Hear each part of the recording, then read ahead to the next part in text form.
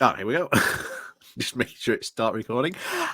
So for those of you following along, like myself, of the ongoing Conservative civil war, this week, certainly compared to last week, seems to have been very quiet.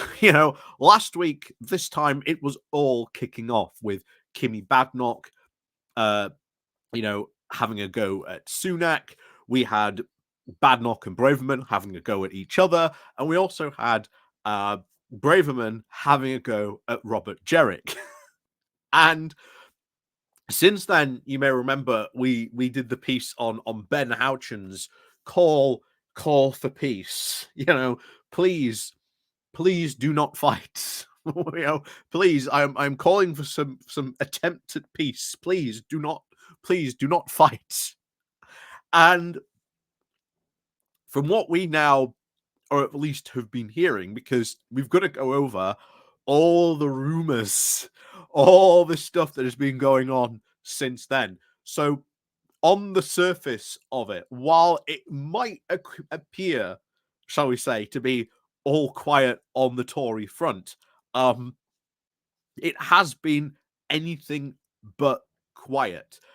There have been, of course, numerous attempts, shall we say, by many of the potential candidates to initiate what is called a shadow war, a shadow campaign on this. And that's what we're going to be talking about in a bit on this.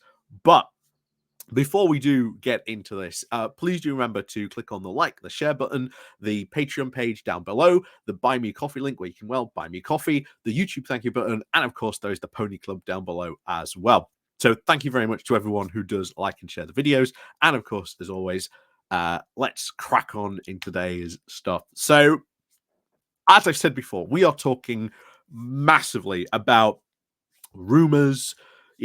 He said this to this journalist, he said that to so and so, this information might have been leaked. How true this information is, we don't know. We don't know.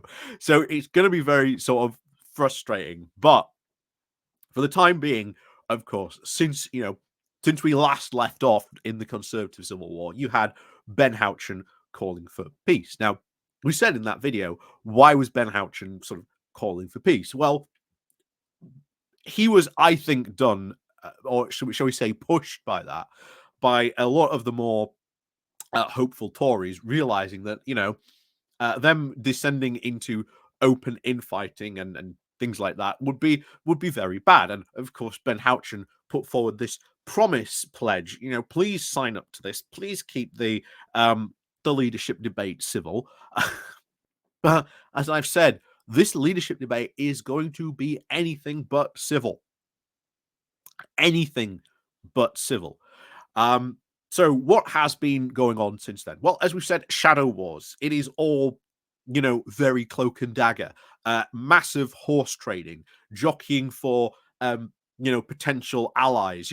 Lots of, shall we say, whining and dining, and meetings carried out at places like the Ivy and certain gentlemen's clubs in the case of Tom Tugendhat and others, trying to really at the moment put themselves in, or at least shall we say rally their troops for this, because they all know that.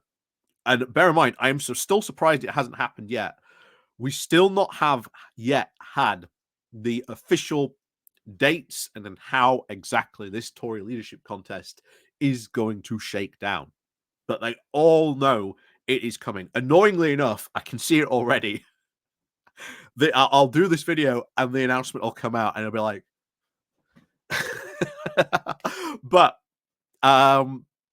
what has also been happening in the background? Well, one rumor in particular, and I think this does seem to be probably, I think, the strongest rumor out of this, is that Rishi Sunak does not want to stay. That Rishi Sunak, from what people have again been rumoring about, he might want to be going as early as, or at least stepping down as early as the end of November, the beginning of September. And that then the plan is to put in a temporary leader And guess who? Guess who is the temporary leader who's being selected?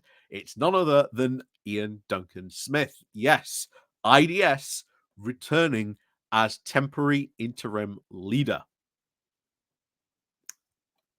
That is quite surprising.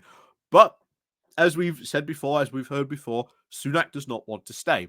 Now, of course, this sort of blows up the idea of, or at least many of the Tories, the go long strategy of, Rishi Sunak should stay until the leader has been selected, and then he can sort of go. But I think very, very much so, Rishi Sunak is going to sort of step down as as the Tory leader first, and then I think eventually he will move away from politics. I fully do think he will um, leave his seat. I do not think he wants to stay at all because trust me, Rishi Sunak is gonna have a lot of stuff thrown at him.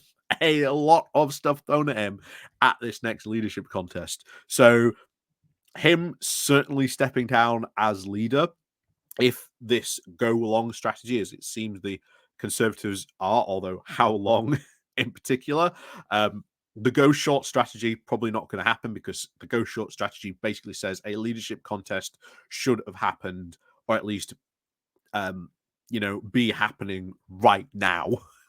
So it's certainly not going to be a short strategy that's happening. Probably, as we said, however long this strategy lasts. So we know that the Conservative conference is going to be the almost opening salvo that all the contestants in the all the contestants, we'll call them that, all the contestants are going to get their chance to introduce themselves to the leadership, put their pitch forward. This, of course, trying to very much ape what happened to David Cameron. And that was the whole big thing. There was a leadership contest after Michael Howard. They went long.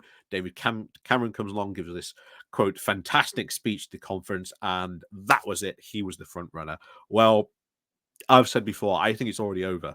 As far as I'm concerned, Kimi Badnoch is the front runner and leader in many of the polls, especially with the Conservative leadership, who have not the Conservative leadership, but certainly the non-parliamentary party, who have basically said we want a say in this leadership election, and I don't think they will be able to avoid not going to the public in this.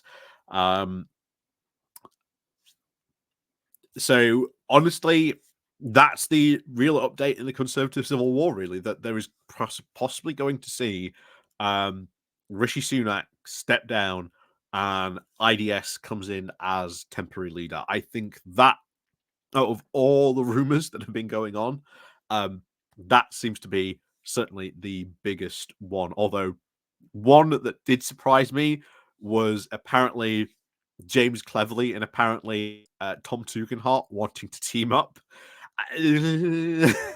Again, I don't think that's true, but who knows? Who knows what will happen in this crazy, crazy leadership contest that we are going to sort of see. But trust me, it has been anything but quiet in the Conservative Civil War. And I think they are now all waiting for the starting gun to be fired. And a lot of us, myself included, were expecting it to be fired this week. So I am very, very surprised at the moment. Still, that has not happened. Although, again, maybe I'll be surprised. Maybe, the new leader of the 1922 committee will scoop me on this, and we'll be talking about this the next video. But yes, so as always, that is the current update really on the Conservative Civil War. Not as quiet as it, shall we say, seems on the surface. But as always, thank you very much for watching. And of course, as always, we'll see you all next time.